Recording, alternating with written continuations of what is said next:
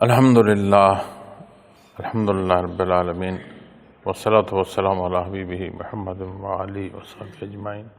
اما بعد فاعوذ باللہ من الشیطان الرجیم بسم اللہ الرحمن الرحیم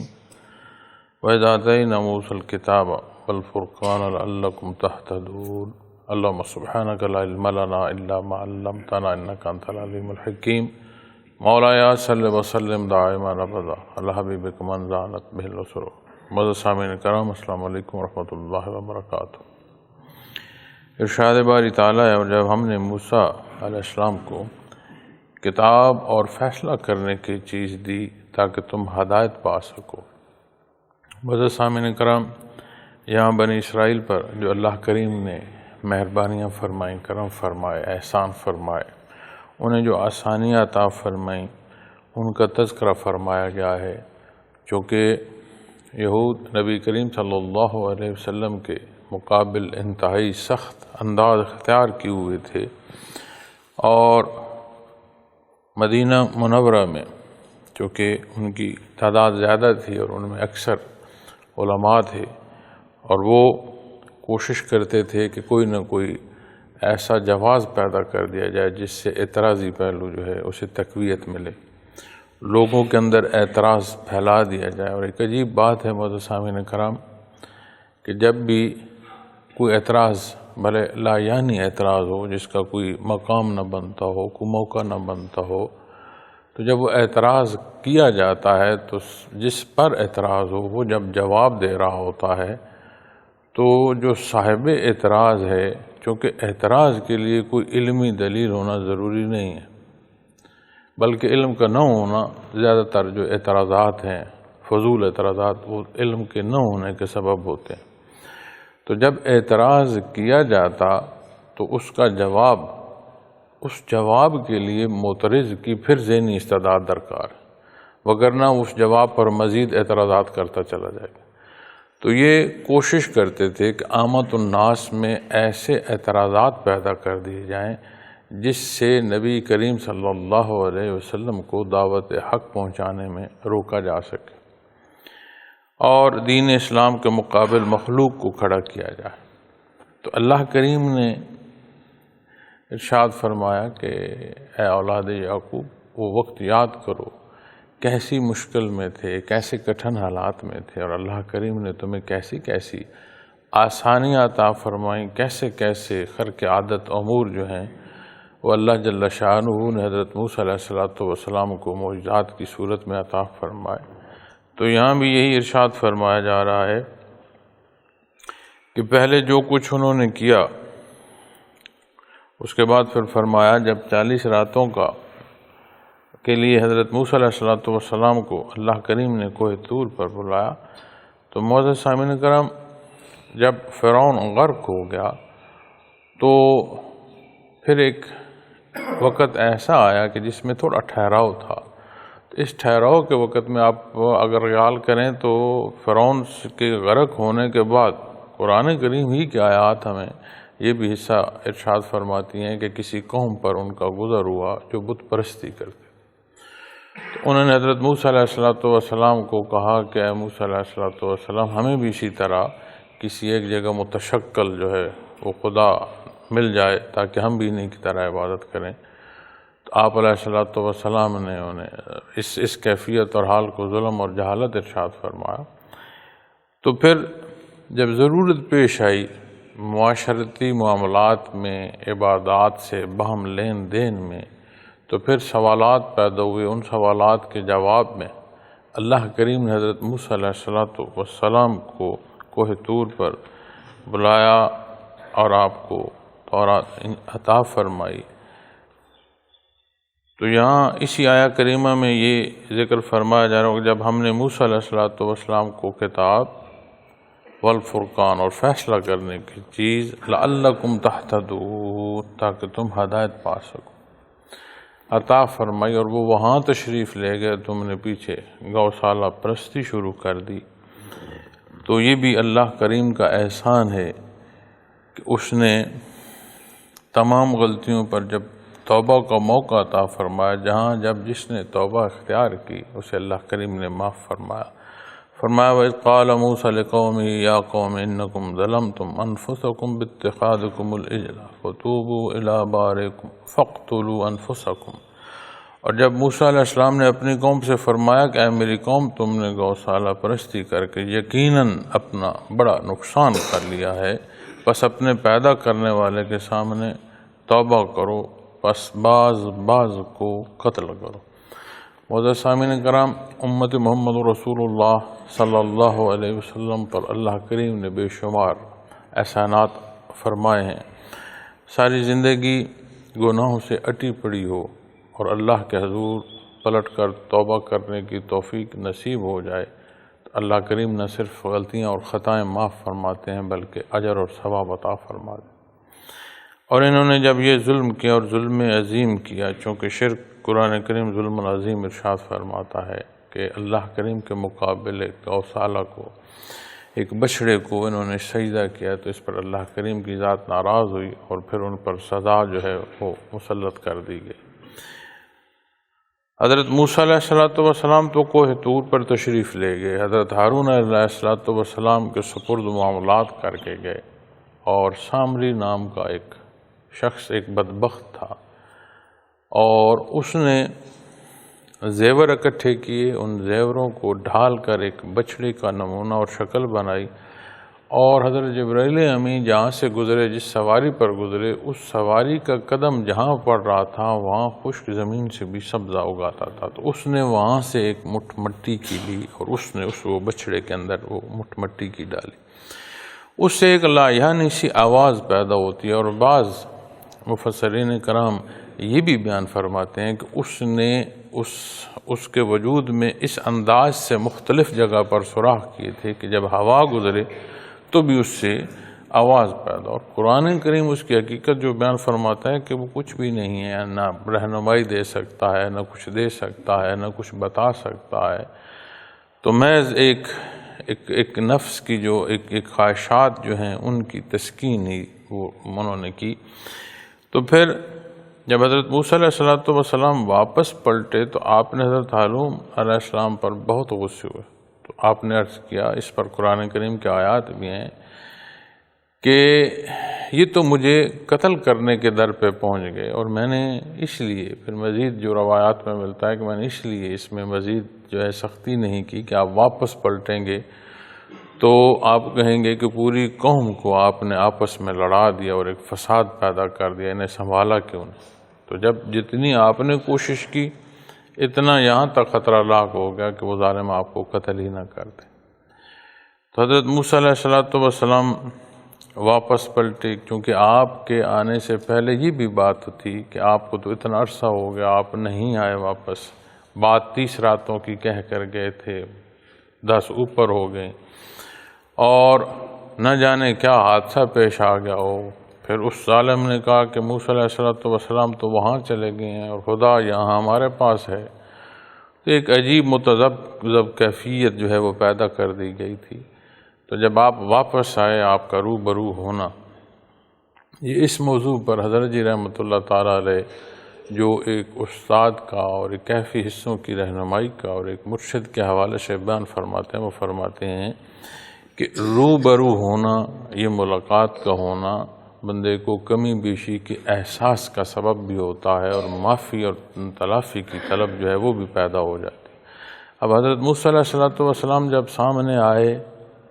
اور آپ علیہ السلام کے پاس وہ تختیاں جو اللہ کریم نے عطا فرمائی تھیں وہ سارے معاملات تھے، تو پھر احساس ہوا، آپ نے سمجھایا، آپ کے وجود پاک کی برکت، آپ کے سمجھانے کی برکت کے پھر وہ احساس غالب آیا کہ ہم نے ظلم کیا۔ لیکن میں بیشتر چند لمحے آپ سے عرض کر رہا تھا کہ امت محمد رسول اللہ صلی اللہ علیہ وسلم کو اللہ کریم نے بے شمار آیات عطا فرمائے۔ اب اس قوم کی معافی کے لیے جو حکم ہوا وہ یہ تھا کہ جنہوں نے سجدہ کیا ہے وہ اپنی گردنیں پیش کریں، اور جنہوں نے سجدہ نہیں کیا وہ ان کی گردنیں کاٹیں۔ تو معزز سامعین کرام، بے شمار تعداد اور کئی دن مختلف روایات ہیں لیکن اتنا کو خون بہا کہ پاؤں اس میں دھنس جاتے تھے، اور کئی روز یہ سلسلہ جاری رہا۔ اور اللہ کریم کا احسان کہ انہوں نے ظلم کیا، لیکن اللہ کریم نے انہیں توبہ کی توفیق بخشی۔ بڑا مشکل ہے کہ اس سزا سے گزرنا، لیکن اللہ کریم نے انہیں حوصلہ اور صبر عطا فرمایا۔ پھر موسیٰ علیہ السلام نے دعا کی، اللہ کے حضور عرض کی، معافی کی طلب کی، رعایت کی طلب کی، تو اللہ جل شانہ نے معاف فرما دیا کہ جو قتل ہو گئے انہیں شہادت کا درجہ دوں گا، اور جو قتل سے بچ کے انہیں ان کی معافی کو شرف قبولیت نصیب ہوگی، تب جا کر انہیں معافی ملے۔ مزاج ہوتے ہیں علاقوں کے، قوموں کے، مختلف حالات واقعات اثر انداز ہوتے ہیں اور مزاج ہوتے ہیں۔ ایسا مزاج پایا اس قوم نے کہ کتنی سخت سزا، اور اس میں سے گزرے کہ باپ کہیں بیٹے پر تلوار چلا رہا ہے، کہیں بیٹا ہے تو وہ باپ پر چلا رہا ہے، کہیں بھائی بھائی پر چلا رہا ہے، عزیز و اقارب جو ہیں کسی کی گردن ہے اور کسی کے ہاتھ میں تلوار ہے۔ تو کتنا کٹھن مرحلہ تھا جس سے گزرے۔ پھر معزز سامعین کرام، یہ جو صورت معمولات زندگی کی پیش آتی تھی، جو سوالات پیدا ہوتے تھے، اللہ کریم میں انہیں اپنی کتاب، اپنا کلام نوازا، والفرقان، اور حق و باطل کی علیحدہ اور تفریق کرنے والا۔ اس میں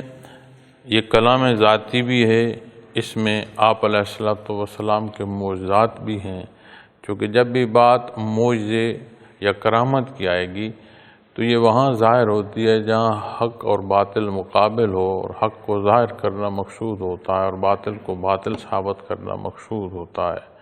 تو اللہ کریم نے دونوں حصے ہی حضرت موسیٰ علیہ السلام کو عطا فرمائے۔ اب اس عطا سے جو حکم ہے اس کا مقصد تو اس کی تعمیل حکم ہے کہ قوم اس سے اپنے درمیان جو معاملات ہیں ان کو بھی تصحیح کرے، اور وہ جو تعلق، جو بنیاد ہے بندگی کا، اس میں رہنمائی حاصل کرتے ہوئے اپنی زندگی، اپنی فرصت، اپنی قوت، اپنی استعداد صرف کرے کہ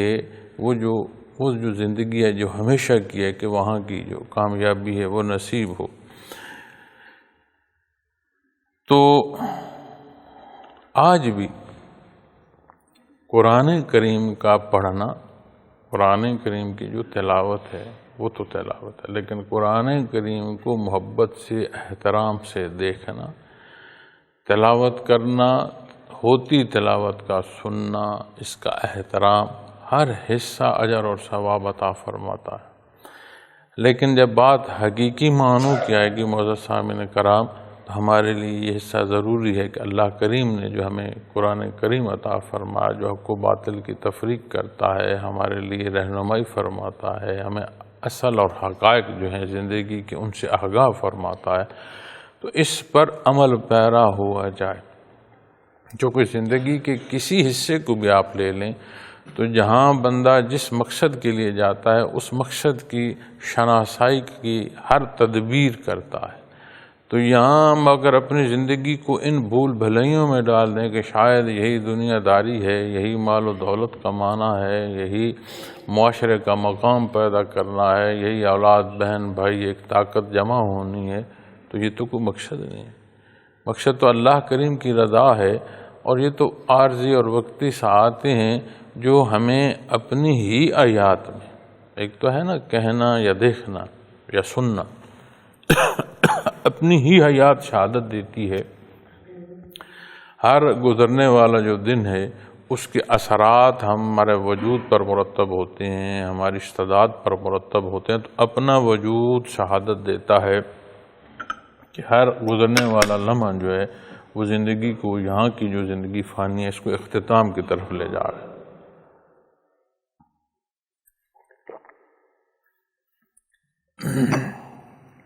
تو یہ عمل، اس پر عمل پیرا ہونا اللہ کریم نے جو بنیادی حصہ عطا فرمایا وہ انتہائی لازم۔ پھر حق اور باطل کی تفریق اللہ کا حکم کرتا ہے اس کی جو تفسیر ہے یا اس کی جو شرح ہے، اسرار و معارف ہیں، وہ اللہ کے حبیب فرماتے ہیں، اور ہم پر اللہ کا احسان ہے کہ بعثت محمد رسول اللہ صلی اللہ علیہ وسلم ہمیں نصیب۔ اب یہ ہماری ذمہ داری ہے اس حق کا سمجھنا، اس پر عمل کرنا اور اس عمل پر قائم رہنا۔ فرمایا لعلکم تہتدون، تاکہ تم ہدایت پا سکو۔ تو یہ ہدایت کا رستہ ہے، اور کتنی ہی ہماری بحث اور ہماری محافل ہوتی ہیں جس میں ہم مسائل پر بحث کرتے ہیں، ان کے حل پر بحث کرتے ہیں، اور اپنے ہی دیے گئے حل کو دوسرا دوست جو ہے وہ اس کی نفی کر رہا ہوتا ہے۔ اگر ہم سارے ان مسائل کے جواب میں کلام ذاتی پر توجہ دیں، ارشادات محمد رسول اللہ صلی اللہ علیہ وسلم کی طرف رجوع کریں، تو پھر یہ صورت نصیب ہوگی لعلکم تہتدون، کہ پھر ہدایت نصیب ہوگی۔ اور جو اگلے حصے میں اللہ کریم نے ارشاد فرمایا کہ جو گوشالہ پرستی کی گئی تو انکم ظلمتم انفسکم، اپنی ذات پر ظلم کیا۔ تو جو بھی غلطی کرتا ہے اس سے یہ نہیں شمار کہ اللہ کریم کی کائنات پر وہ ظلم کر رہا ہے، وہ اپنے آپ پر ظلم کر رہا ہے، چونکہ اس کا نقصان اسی کو اٹھانا ہے، اور اگر عمل صالح ہوگا تو اس پر جو فائدہ ہوگا اور جو اسے تقویت ملے گی وہ بھی اسی کو ملنی ہے۔ تو جتنی زیادتی کرے گا وہ زیادتی اپنے ساتھ کر رہا ہوگا، اللہ کریم کے ساتھ زیادتی نہیں کر رہا، وہ تو بے نیاز ہے، ہم خود محتاج ہیں۔ تو جہاں جتنی کوئی زیادتی کرے گا وہ اپنے ساتھ ہوگی، کیونکہ اسی کو بھگتنا ہے اس زیادتی کو۔ تو بنیادی شے کیا ہے؟ فَتُوبُوا إِلَىٰ بَارِئِكُمْ، جیسے انہوں نے اپنے اللہ کے حضور توبہ کی، توبہ کرو، اپنے اللہ کے حضور توبہ کرو، جیسے انہوں نے توبہ کی اور ان کی توبہ کے ساتھ گردنیں کٹی۔ اللہ کریم نے کتنی رعایت عطا فرمائی ہے کہ یہ احساس غالب ہو کہ جو کچھ میں نے کیا غلط کیا، اور اس سے اللہ کی معافی مانگتے ہوئے آنے والے وقت میں اجتناب کرے، شرمندگی محسوس کرے، اور اگر کسی غلطی پر ندامت یا شرمندگی نہیں ہے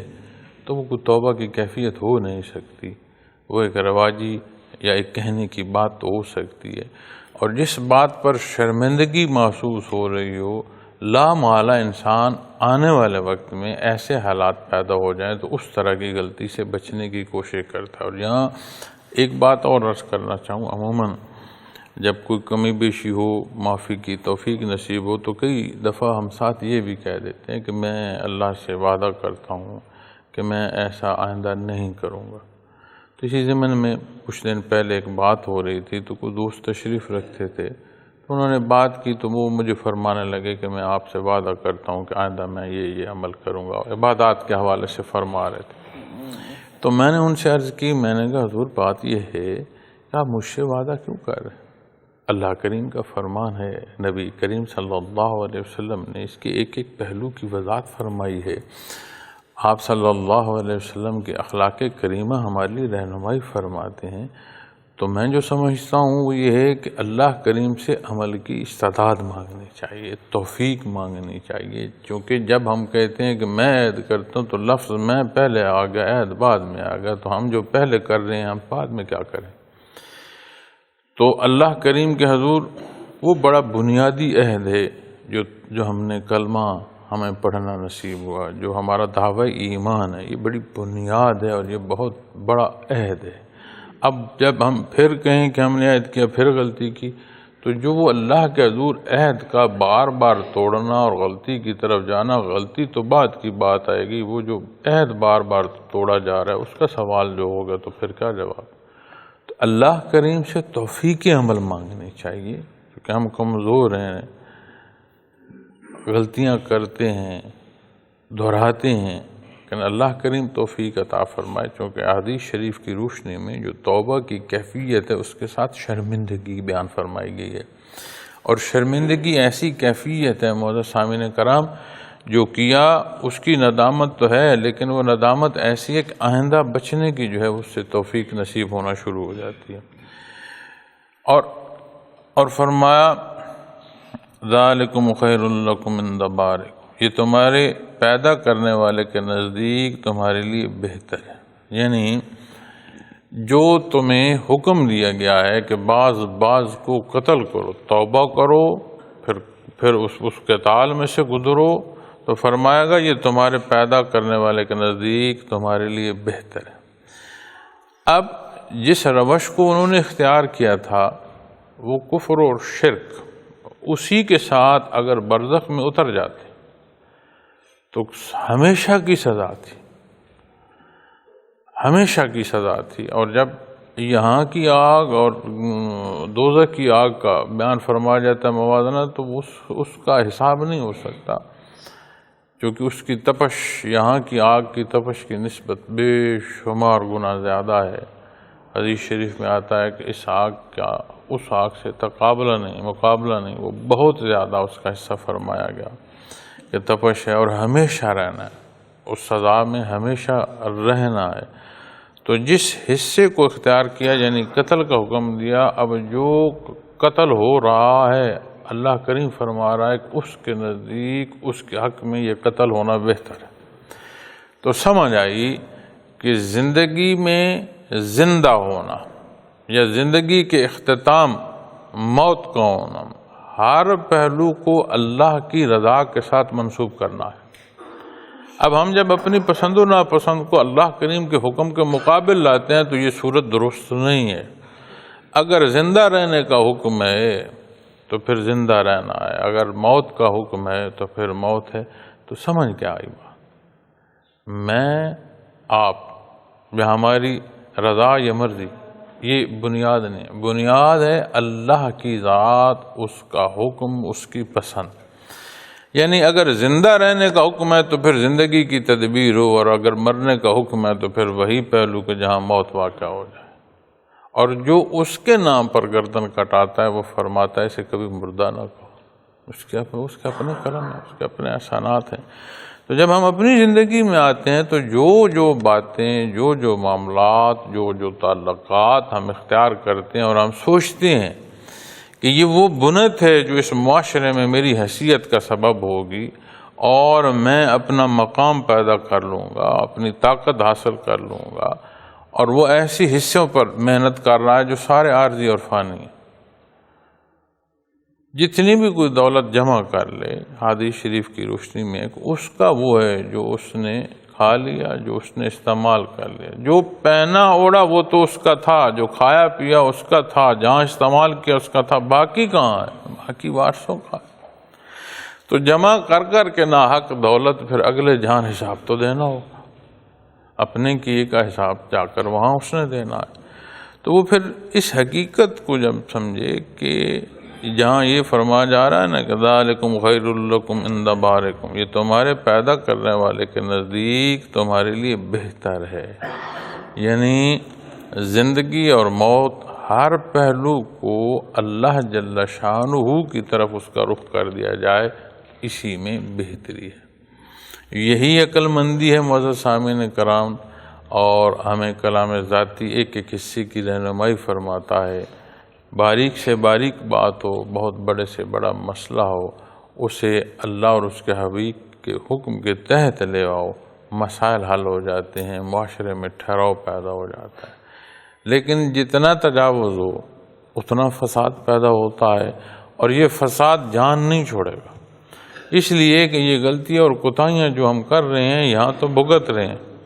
پھر جو عمل کیا اس کی جو جواب دہی اخروی ہے، وہاں جو بات جزا و سزا کی ہے. اور اللہ کریم بیان فرماتے ہیں کہ جب وہاں پہنچو گے تو اللہ کریم تمہیں بتلائیں گے کہ تم کیا کیا کرتے رہو. اللہ کریم اس میں فیصلہ فرمائیں گے جو حق و باطل کی ضد تم کرتے تھے. تو پھر معاملہ بڑا نازک ہو جاتا ہے. تو اللہ کریم ہماری کمی بیشیاں معاف فرمائیں اور ہمیں توفیق جو ہے وہ صالح اعمال کی عطا فرمائیں. لیکن یہ وہ حصے ہیں معزز سامعین کرام کے جن کے لیے ضروری ہے سمجھا جائے. اس سمجھنے کے لیے طلب ضروری ہے کہ طلب تو پیدا بندہ چاہے تو صحیح. اور انسان کو اللہ کریم نے یہ فطرتاً، اس کی فطرت میں یہ استعداد رکھی ہے کہ یہ حالات کو دیکھ کر، واقعات کو دیکھ کر، گرد و پیش کو دیکھ کر اسے سمجھ آتی ہے، اس کے اندر اتنی استعداد ہے. اور اس سارے جہان فانی کو دیکھ کر اسے ایک طرف جو اللہ جل شانہ کے لیے ہو وہ پیدا نہ ہو تو پھر اس نے کیا سمجھا، کیا دیکھا، کیا پایا، پھر اس کی کیا بشریت اور اسے کیا نعمت۔ تو معاملہ نازک سے نازک تر ہوتا جاتا ہے معزز سامعین کرام۔ فتاب علیکم، تو اس نے تمہاری توبہ قبول کر لی۔ پہلے حکم ہوا کہ اپنے پیدا کرنے والے کے ساتھ توبہ کرو، اس کے حضور توبہ کرو جس نے تمہیں یہ حقیقت کہ ہونا تم تو تھے نہیں، تمہیں ہونا عطا فرما، اس کے حضور توبہ کرو۔ فاقتلوا انفسکم، اپنے آپ کو یعنی بعض کو قتل کرو۔ پھر فرمایا ذالکم خیر لکم عند بارئکم، یہ تمہارے پیدا کرنے والے کے نزدیک تمہارے لیے بہتر۔ فتاب علیکم، سو اس نے تمہاری توبہ قبول کر لی۔ یہ بھی اللہ کریم کا احسان ہے، اس کے مقابل ایک بچڑے کو لا کر سجدہ کرنے والے کو اس نے یہ موقع عطا فرمایا کہ اس کا محبوب پیغمبر ان میں تشریف فرما ہوئے، کلام ذاتی عطا فرمایا، انہیں توفیق عطا فرمائی کہ وہ اپنے کیے پر شرمندہ بھی ہوں اور توبہ کے حصوں تک پہنچے۔ لیکن کیسا صبر انہیں عطا فرمایا کہ انہوں نے اپنی گردنیں پیش کر دیں اور اس کی رضا کے لیے اپنی غلطی کی تلافی میں انہوں نے گردنیں کٹائیں،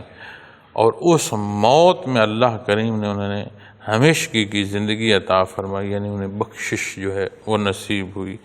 انہیں شہادت کے درجے نصیب ہوئے، اور حصے وہی جو اس نے مقرر فرمایا فلاح اسی میں ہے۔ اور جب اسے اختیار کیا جائے،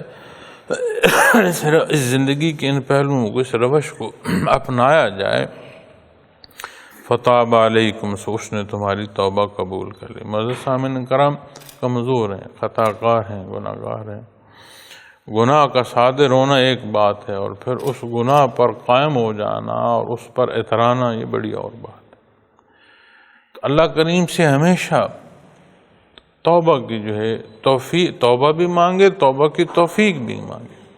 کہ اللہ کریم کی ذات جو ہے وہ راضی رہے، اللہ کی ذات ناراض نہ ہو۔ اس سارے سے گزر کر سب سے بڑی عطا کیا انہیں نصیب ہوئی؟ فتاب علیکم، سو اس نے تمہاری توبہ قبول کر لی۔ انہ هو التواب الرحیم، یقیناً وہ توبہ قبول کرنے والا نہایت رحم کرنے والا ہے۔ اللہ کریم کی یہ شان ہے کہ وہ توبہ کو بھی قبول فرماتے ہیں اور رحم فرماتے ہیں۔ صفت رحیمیت پر جب علماء کرام بحث فرماتے ہیں معزز سامعین کرام، تو یہ وہ حصہ ہے جو صاحب ایمان کو یہاں بھی نصیب ہوتا ہے، اور صاحب ایمان دار دنیا سے گزر جائے، اس عالم آب و گل میں اپنا وقت پورا کر جائے اور اخروی حیات میں چلا جائے، تو یہ وہ صفت ہے جس سے صاحب ایمان وہاں بھی مستفید ہوتا ہے۔ اس لیے کہ اگر دنیا کی زندگی کا جائزہ لیں گے تو جو حیات ہے، یعنی نہ ہونے سے ہونا، تھا کچھ نہیں اسے ہونا عطا فرما، ذرات کو وجود بخشا، پھر اس حیات میں کیسی کیسی نفاست پیدا کی، پھر اس کی کیسی کیسی ضروریات اس کے ساتھ منسلک کی، پھر اسی مٹی سے اس کے رزق کے سبب کیے، اس کے کھانے پینے کے سبب کیے۔ اب جو انکار کر رہا ہے، اللہ کی ذات کو نہیں مان رہا، وحدانیت باری تعالیٰ کے خلاف کھڑا ہے، اور وہ اپنی پیشانی اس کے مقابل کہیں اور ٹیک رہا ہے، تو اسے بھی تو زندگی اس نے دے رکھی ہے۔ جب تک کہ اس کی فرصت ہے، جتنی ضروریات اس کی پوری ہو رہی ہیں، اس کی ذات، اس کی وجود سے لے کر اس کی ایک ایک سانس تک، ساری اللہ کریم کی جو ہے وہ رحمت ہے، اس کا کرم اور احسان ہے۔ لیکن صفت رحمانیت کا اطلاق دار دنیا میں ہے، اس کے بعد جب یہاں سے گزر جائے گا، پھر وہ جس نے تجاوز کیا وہ اپنے کیے کی سزا بھگتے گا۔ لیکن اللہ کریم کا احسان ہے بندے مومن پر، ایمان بہت بڑی اللہ کا انعام ہے، بہت بڑی عطا ہے کہ یہ بہت بڑی رعایت کا سبب بن جاتا ہے۔ اور وہ فرما رہا ہے کہ انہ هو التواب الرحیم، یقیناً اس میں کوئی شبہ نہیں، انہ اس میں کوئی شبے کی بات ہی نہیں، هو التواب الرحیم، یقیناً وہ توبہ قبول کرنے والا ہے، نہایت رحم فرمانے والا۔ اب جہاں جو اختلاف کرتا ہے معزز سامعین کرام، وہ اختلاف کرنے والا مقابل آ رہا ہے، اور جو تائب ہوتا ہے اس کی صورت تحت کی ہوتی ہے۔ اب جو تائب ہے جس کی صورت تحت کیا اس کا معاملہ اور ہوگا، اور جو مقابل آ رہا ہے پھر اس کے ساتھ معاملہ اور ہوگا۔ اور ہم کتنے دلیری سے یہ سودی نظام میں چل رہے ہیں، ہم کتنی دلیری سے سود کا لین دین کر رہے ہیں، کتنی ہم نے اس کو نام دے رکھے ہیں، اور اللہ اور اس کے حبیب سے اعلان جنگ ہے۔ قرآن کریم نے بیان فرمایا کہ سود جو ہے یہ اللہ اور اس کے حبیب صلی اللہ علیہ وسلم سے اعلان جنگ ہے۔ اب جب ہم نے اللہ اور اس کے حبیب سے اعلان جنگ کر رکھا ہے تو پھر یہ گلے اور شکوے کائے کے کہ جو تکالیف جن میں سے ہم گزر رہے ہیں، جیسے جیسے فساد برپا ہو رہے ہیں ان سے ہم گزر رہے ہیں، پھر اسی کھا کے اس حرام کے کھا کر پھر جو رکوع سجود ہیں وہ کیا ہوں گی، ان کی قبولیت کیا ہوگی، ان کے ہم پر اثرات کیا ہوں گے۔ اب تو ہماری صورت یہ ہو گئی ہے معزز سامعین کرام کہ غلط کو غلط کہتا کوئی نہیں، کیونکہ غلط کا غلط کہنا سنتا کوئی نہیں، اور اتنی جرت کوئی نہیں رہی کہیں بھی کہ کوئی غلط کو غلط کہے، صحیح کو صحیح کہے۔ تو اللہ کریم ہمیں توفیق عمل عطا فرمائے، اور حقیقت کا اختیار کرنا، اس کے ساتھ کھڑا ہونا، یہ حوصلہ عطا فرمائے۔ لیکن یہ سارے حصے کب نصیب ہوں گے؟ تب نصیب ہوں گے جب اپنی روش، اپنا انداز زندگی اللہ اور اس کے حبیب صلی اللہ علیہ وسلم کے حکم کے تحت ہو۔ اگر یہ صورت نہیں ہوگی تو پھر معاملہ دوسرا ہوگا، پھر یہاں بھی تنگی ہوگی، تکلیف ہوگی، بام تضادات جو ہیں قتل و غارت تک لے جائیں گے۔ لیکن جب یہی بات معاشرے کے الجھاؤ تعمیر کی طرف ہوں تو پھر اس کی صورت وہ ہے کہ جب وہاں معاملات صحابہ کرام رضوان اللہ علیہم اجمعین کے آئے تو نبی کریم نے اسے معاشرے کے لیے بے شمار آسانیوں اور رہنمائیوں کا سبب فرمایا۔ کیوں؟ اس لیے کہ پھر جو اختلاف ہوتا ہے وہ مقابل نہیں لاتا، وہ ایک حصے پر رہتے ہوئے مترادف سفر ہوتا ہے، مقابل سفر نہیں ہوتا۔ بہتر اور بہترین کی اعتراض ہوتے ہیں، بہتر اور بہترین جو ہوتا ہے معزز سامعین کرام اس میں جھگڑا نہیں ہوتا۔ تو اللہ کریم ہمارے حال پر رحم فرمائیں، ہماری توبہ ہمیں نصیب فرمائیں کہ ہماری زندگیاں جو ہیں اس میں جو غلطیاں اور خطائیں ہیں وہ بھی معاف ہوں، توبہ بھی نصیب ہو، اور آئندہ بچنے کی توفیق بھی نصیب ہو۔ اللہ کریم میرا اور آپ کا حامی و ناصر ہو۔ آخر دعوانا الحمدللہ رب العالمین۔